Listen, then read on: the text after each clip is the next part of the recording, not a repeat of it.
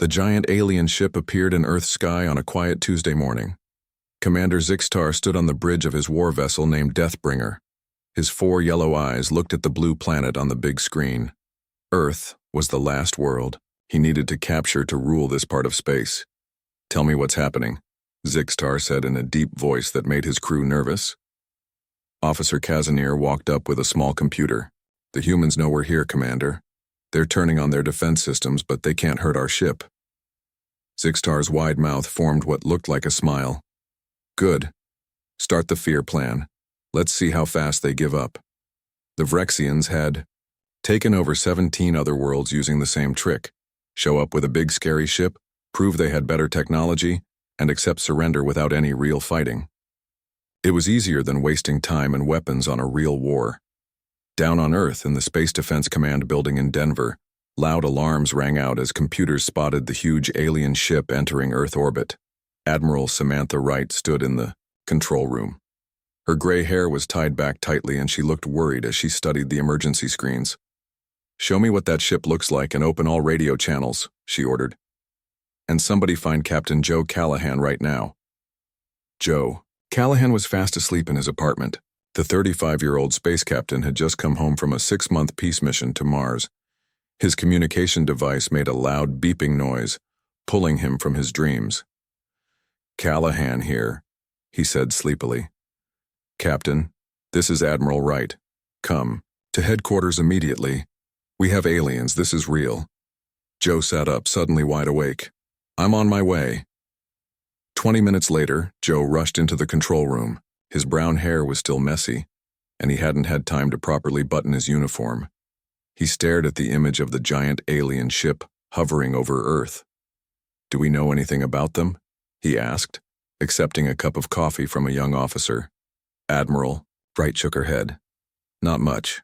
They're sending messages on all radio channels, but we're still working on understanding their language." Just then, the main screen flickered, and an alien face filled the display. It had 4 glowing yellow eyes, bumpy purple skin, and a strange mouth that cut across its face sideways. When it spoke, the translation computers worked hard to turn the strange sounds into English. "Earth people, I am Commander Zixtar of the Vrexian Armada. Your world now belongs to Vrexia. Put down your weapons and prepare to join the Vrexian Empire. If you fight back, we will destroy you." Joe and Admiral Wright looked at each other with concern.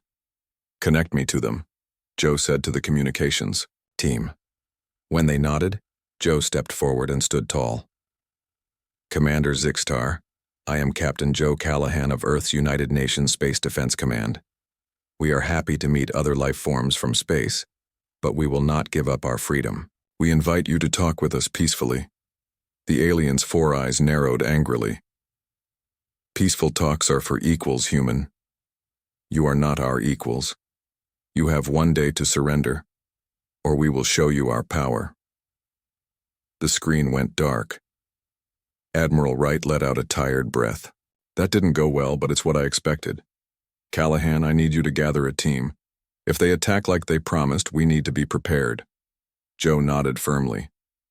"I know exactly who to bring in." Outside the command center, Joe took a moment to look through the window at the alien ship that was now visible in the daytime sky. It was huge, at least 3 miles long, and shaped like a dark purple arrowhead. Small fighter ships moved around it like bees around a hive. Joe pulled out his personal communication device and called his old friend Pete Martinez, who worked in the science division. "Pete, it's Joe. We've got a situation. Aliens, and they're not friendly." "I saw the news," Pete replied. "Everyone's panicking. What do you need?" "Meet me at HQ in 30 minutes. And Pete, bring everything you have on interspecies communication. I have an idea, but it's a little crazy." Next, Joe called Dr. Linda Foster, the top animal behavior expert who had worked with him on the Mars mission. "Linda, it's Joe Callahan. Remember that special project we discussed? The one with the enhanced animals? I need access to the program immediately." "Joe, that program is still experimental," Linda protested. "We haven't finished all the testing."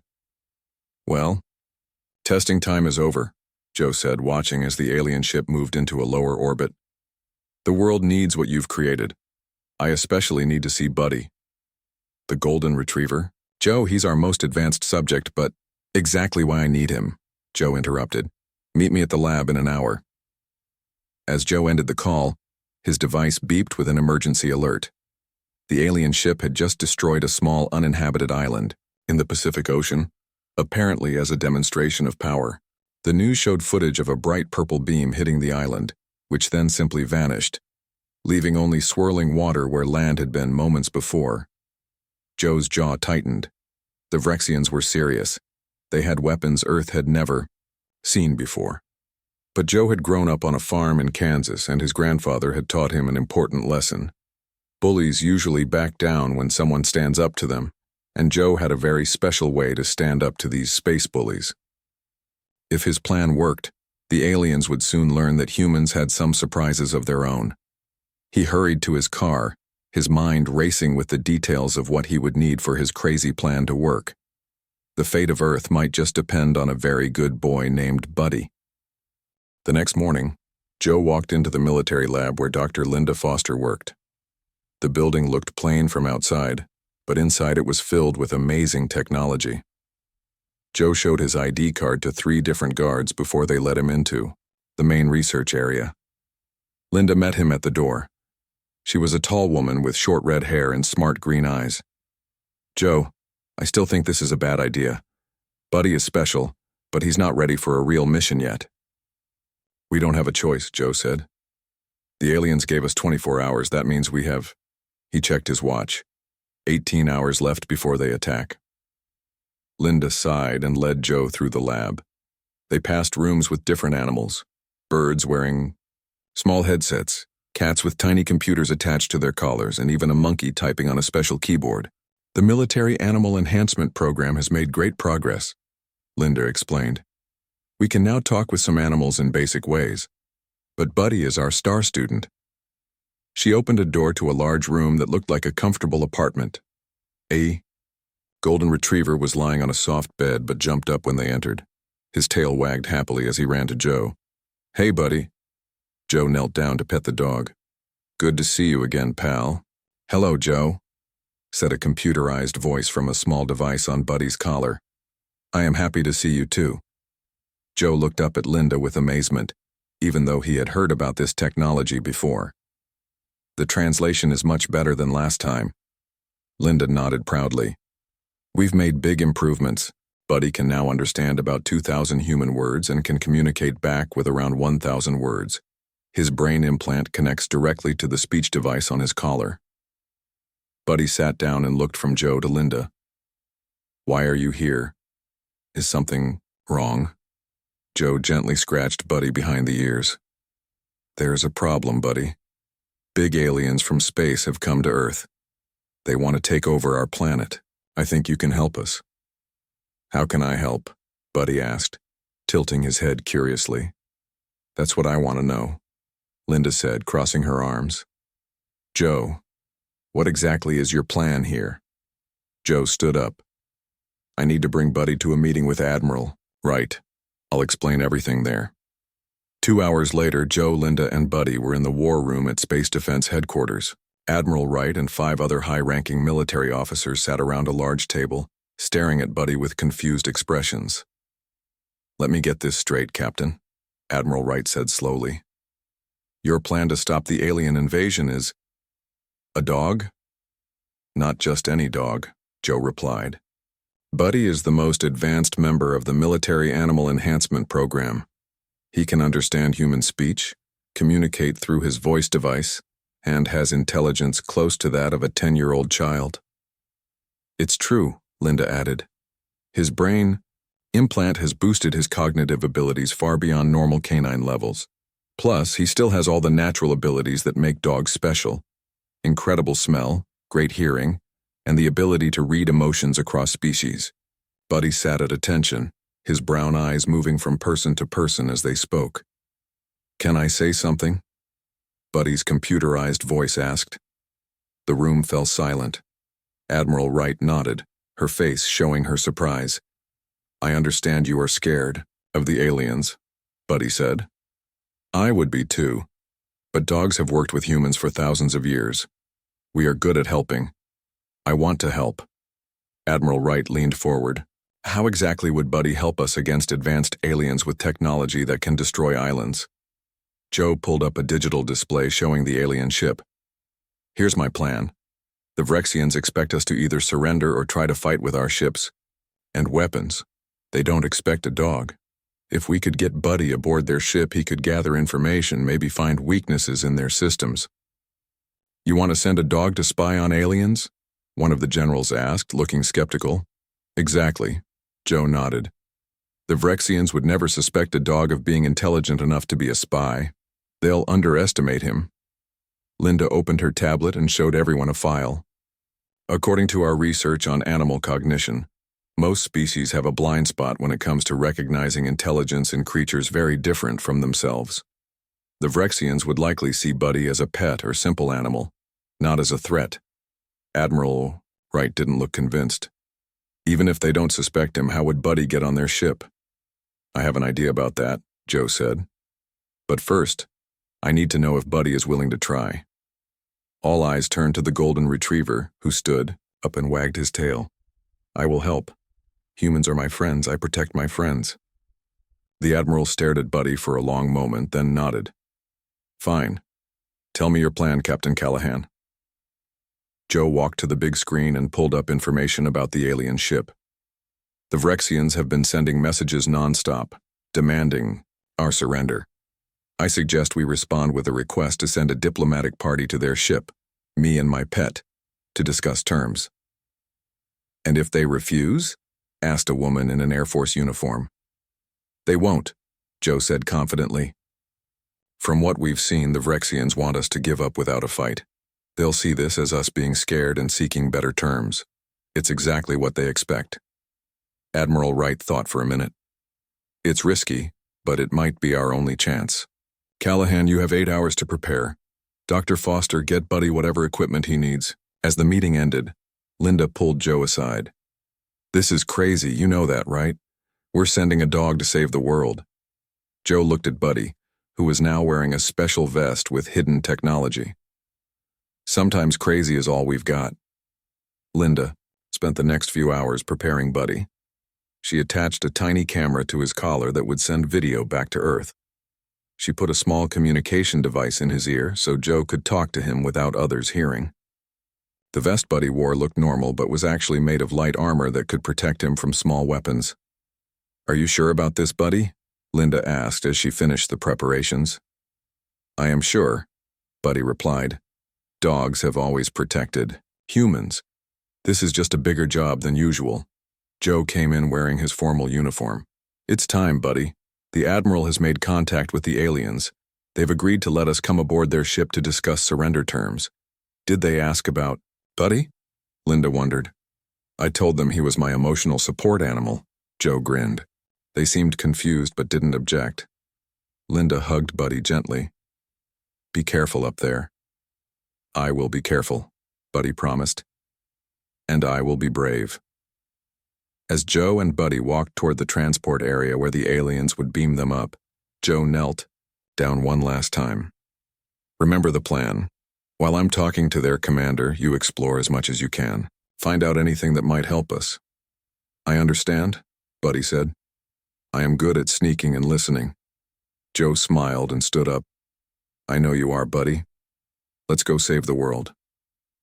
A bright purple light surrounded them, and suddenly the floor beneath their feet disappeared. When the light faded, they were standing in a large metal room on the alien ship.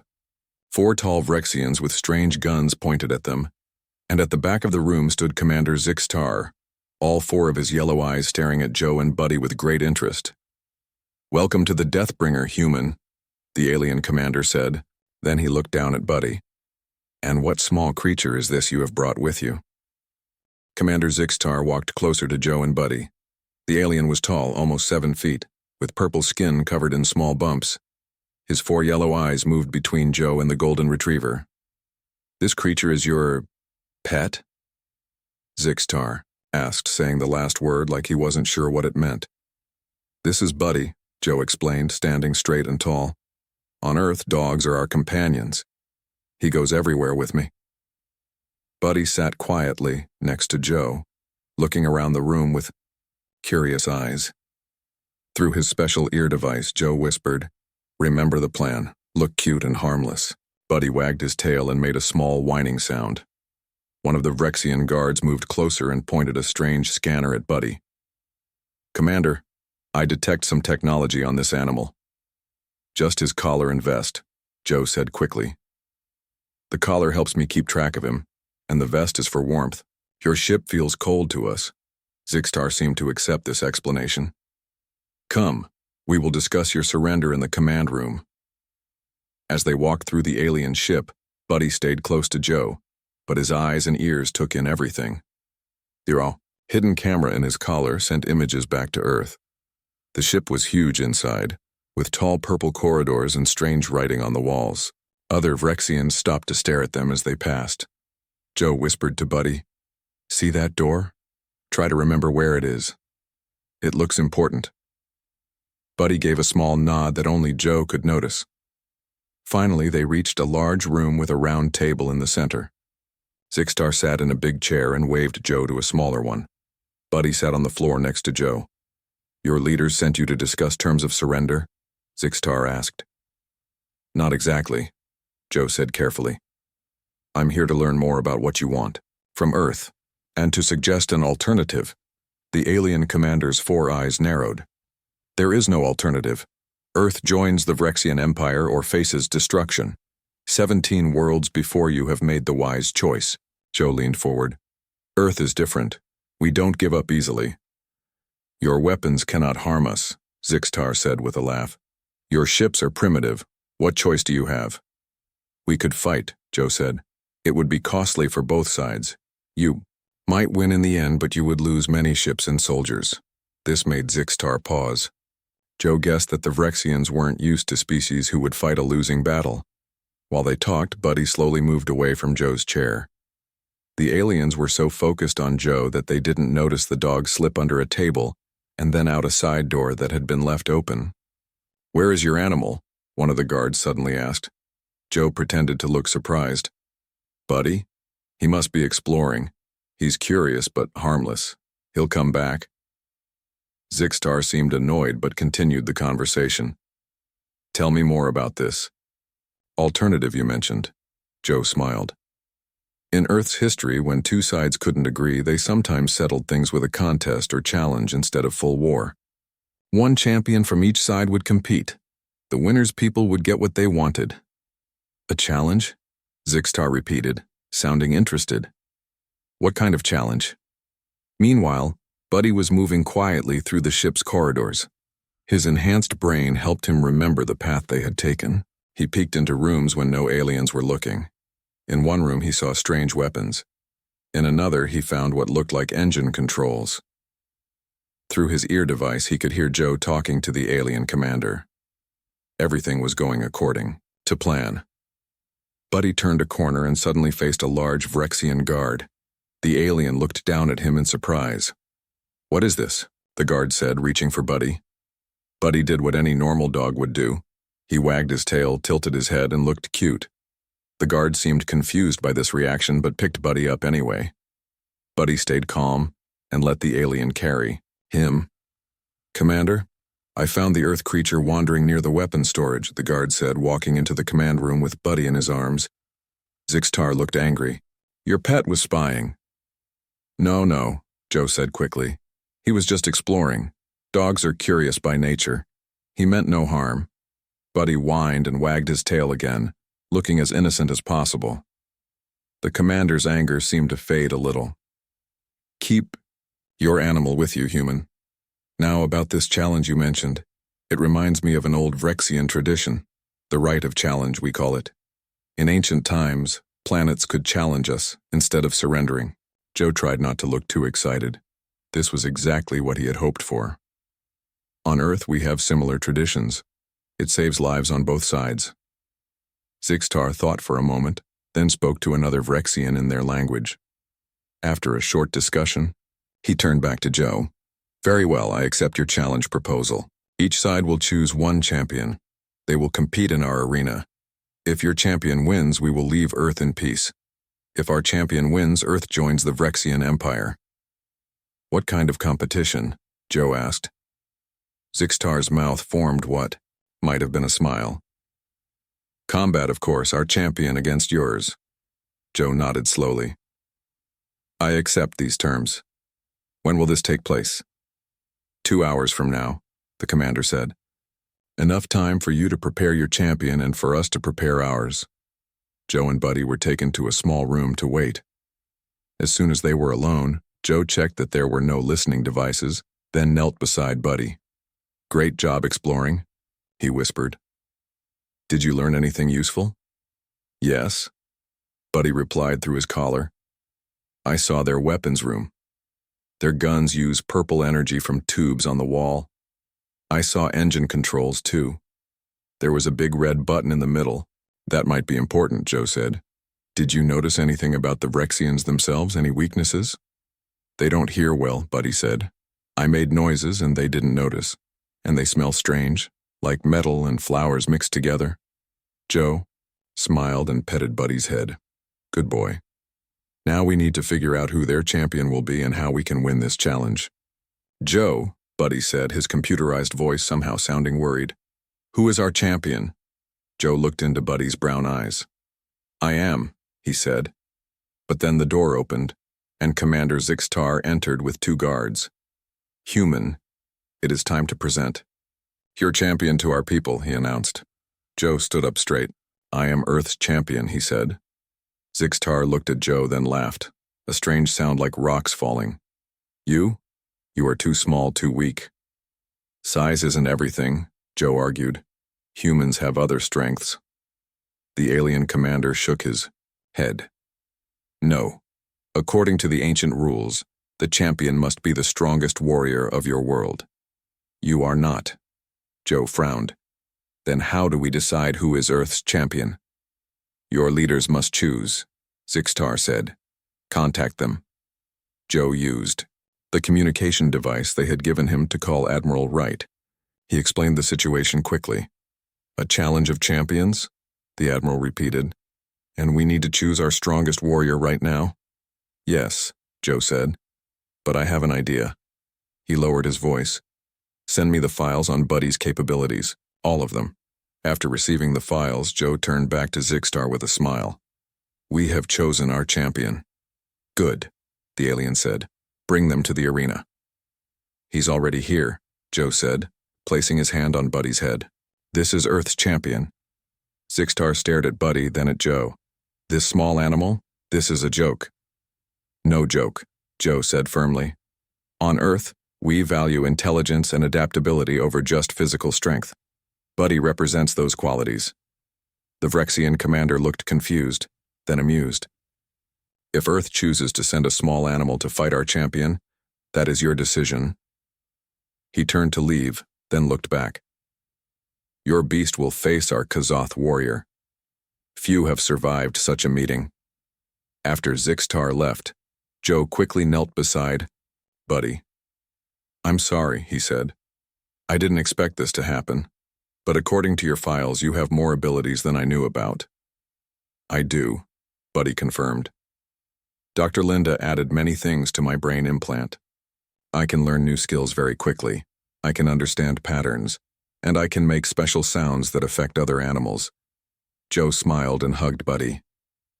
Then we still have a chance. Remember, you don't have to win by fighting.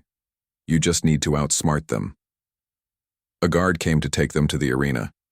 As they walked, Joe whispered to Buddy, Whatever happens, you're the bravest dog I've ever known. Buddy's tail wagged. I will make humans proud. The arena was a large round room with seats filled with Vrexians. In the center was an open space, with various obstacles, blocks, small walls, and platforms of different heights. Commander Zixtar's voice boomed through the room. Today we witness the ancient rite of challenge. Earth has chosen its champion, this small beast. It will face our mighty Kazoth. A door on the far side of the arena opened, and a huge creature emerged. It stood 8 feet tall, with powerful muscles, sharp claws, and rows of teeth. It looked like a mix between a bear and a lizard with metal parts attached to its body. It roared and the sound shook the room. Joe stared in horror. "That's their champion?" Buddy looked at the beast, then at Joe. "I can do this," he said through his collar. "Trust me." "Let the challenge begin," Zixtar shouted.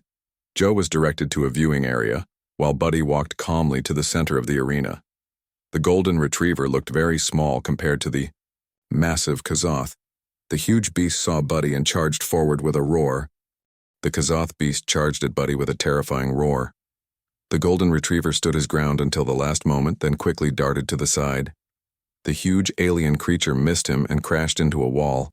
The Vrexians in the audience made strange clicking sounds that might have been laughter. They had expected the small earth animal to be killed instantly. "Smart move," Joe whispered through Buddy's ear device. "Keep using your speed."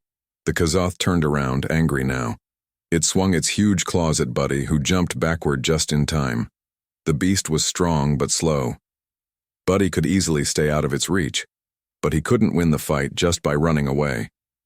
"What is your champion doing?" Commander Zixtar asked Joe. "It's only delaying the inevitable."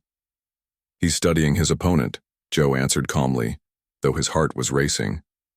"That's what humans and dogs do. We learn before we act. Around Iko, the arena, Buddy led the Kazoth on a chase. He ran between obstacles, jumped over small walls, and crawled under platforms. The big beast followed, getting angrier and more tired with each failed attempt to catch the dog. Back on Earth, Admiral Wright and her team watched everything through Buddy's collar camera. The video was being shown on screens around the world. Millions of people were holding their breath watching a golden retriever face off against a monster from space. "The dog is good," Linda Foster said, studying the Kazoth's movements. "But he can't keep this up forever. He needs to find a weakness." On the alien ship, Buddy was thinking the same thing. His enhanced brain noticed patterns in the way the Kazoth moved. It always turned to its right side. It protected the left side of its neck, and there was a small device attached to its head that glowed blue. "Joe," Buddy said quietly through his collar as he ducked behind a barrier. "I see something important. The beast has a control device on its head. I think that's how they make it obey them." Joe looked more closely at the Kazoth. Buddy was right. There was a small blue box attached to the creature's skull. "Good boy," Joe whispered. "Can you reach it?" "I'll try," Buddy replied. "But I need to try something else first." Buddy moved to the center of the arena and did something unexpected. He sat down. The Kazoth charging forward suddenly slowed down, confused by this strange behavior. "What is your animal doing?" Zixtar demanded. "Has it given up?" "Just watch," Joe said, though he was just as surprised as the alien commander. Buddy opened his mouth, but instead of barking, a series of strange tones came from his collar. The sounds were unlike anything Joe had heard before, not quite music, not quite language, but something in between. The Kazoth stopped completely. Its head tilted to one side. The entire arena went silent. "What trickery is this, Commander?" Zixtar stood up from his seat. Buddy continued making the strange sounds. The Kazoth slowly sat down, mirroring Buddy's position. Its angry growls changed to softer rumbles. "No tricks," Joe explained, trying to hide his own amazement. "Dogs on Earth can communicate with many animals. Buddy is using sounds that your beast understands." This wasn't exactly true, but Joe remembered Linda mentioning that Buddy's implant included animal communication abilities. He hadn't realized how advanced they were. Buddy stood up and approached the now calm Kazoth. The huge creature didn't attack. Buddy circled around it once, then jumped up onto its back and touched the control device with his paw. The device made a small crackling noise and turned from blue to green. The Kazoth shook its head, then made a sound almost like a purr. "Our champion acknowledges defeat," Buddy announced through his collar, his computerized voice echoing in the silent arena. The Vrexians erupted in confused shouts. Commander Zixtar pushed past his guards and stepped into the arena. "Impossible," he shouted. "The Kazoth is our fiercest fighting beast. It cannot be tamed by simple sounds." Buddy jumped down from the Kazoth's back and walked toward the commander. "Not tamed," communicated with. Your beast is intelligent, but you treat it like a slave by putting a control device on its head. I simply spoke to it in a way it could understand. Joe stepped into the arena too, walking to Buddy's side. Commander, by the terms of our agreement, Earth has won the challenge. Our champion defeated yours without violence, showing both intelligence and kindness. Zixtar's four eyes darted between Buddy, Joe, and the Kazoth, which was now calmly sitting and showing no signs of aggression. This was not a real contest, Zixtar argued. Your beast used tricks. Your champion used strength and size, Joe countered. Ours used intelligence and understanding, which is truly more powerful. The alien commander seemed lost for words. Finally, he asked, "What exactly is this creature? No normal animal could do what it just did." "I am a dog," Buddy answered simply. "Dogs have lived with humans for thousands of years. We help each other. We understand each other. We are different species, but we work together." Joe took a step toward Zixtar. "That's humanity's real strength, Commander. Not our weapons or technology, but our ability to connect with other living things. We don't conquer. We cooperate." The Kazoth stood up and walked to Buddy's side, like it was now his friend. This seemed to shock the Vrexians more than anything else. One of Zixtar's officers approached him. "Commander, our ancient laws are clear. They have won the right of challenge. We must honor our agreement." For a long moment, Zixtar was silent. The entire arena held its breath. Finally, he nodded. "Very well. Earth has earned its freedom. We will leave your system as promised." A cheer went up back on Earth as Admiral Wright relayed the news. Screens around the world showed Buddy standing proudly next to the much larger Kazoth, an image that would become famous throughout human history. But Joe wasn't finished. "Commander, before we go, I have a suggestion. The Vrexian Empire has conquered many worlds through fear. But today you've seen what's possible through cooperation." "Cooperation? With lesser species?" Zixtar scoffed. Buddy walked up to the alien commander and sat at his feet, looking up at him with intelligent brown eyes. "Not lesser, different, each with unique strengths." To everyone's surprise, Zixtar slowly reached down and touched Buddy's head. "Your dog shows no fear of me." "He's not afraid because he doesn't see you as an enemy," Joe explained. "He sees you as someone who could be a friend." The journey back to Earth was much different than the trip up. Instead of being prisoners, Joe and Buddy were treated as honored guests. Commander Zixtar himself showed them around the ship, explaining Vrexian technology and culture. "Our people have always believed that strength was the only path to survival," Zixtar admitted as they prepared to return to Earth. "Your dog has shown us there might be other ways." 2 days later, in the United Nations building in New York, Joe and Buddy stood before leaders from around the world. Next to them was Commander Zixtar, who had come down to Earth to sign a historic peace agreement. "For the first time in our history," the alien announced, "the Vrexian Empire will not conquer a world we have encountered. Instead, we will trade and share knowledge with Earth." After the ceremony, Admiral Wright found Joe and Buddy in a quiet corner. "I still can't believe it," she said, shaking her head. "You took a dog to an alien invasion, and now we have our first interstellar ally." Joe smiled and patted Buddy's head. "I just remembered something my grandfather taught me. Sometimes the best way to defeat an enemy is to turn them into a friend." Buddy's tail wagged happily. "And sometimes the biggest threats can be stopped by the smallest creatures." As they walked outside into the sunshine, people cheered and took pictures. Children ran up to pet Buddy, who enjoyed all the attention. News headlines around the world showed the same words. "Earth's champion, the dog who saved the world." That evening, Joe and Buddy sat on the porch of Joe's small house in the countryside. The Vrexian ship was visible in the night sky as a bright purple dot among the stars. "You know," Joe said, giving Buddy a piece of steak from his plate. "When Commander Zixtar shouted, 'Unleash the beast,' and pointed at the Kazoth, I was terrified. But when I said, 'You mean this cute pup?' and pointed at you, his face was priceless." Buddy's collar translated his happy bark. His expression was even better when his unstoppable killing machine became my new friend. Joe laughed and looked up at the stars. What do you think happens next, buddy, now that humans know we're not alone in the universe? We do what dogs and humans have always done, Buddy replied. We explore, we learn, we make new friends. He put his paw on Joe's hand, and we do it together. As the stars twinkled above them, Joe couldn't help but wonder what other adventures awaited them in the vast universe. A man and his very special dog, Earth's unlikely heroes. The end.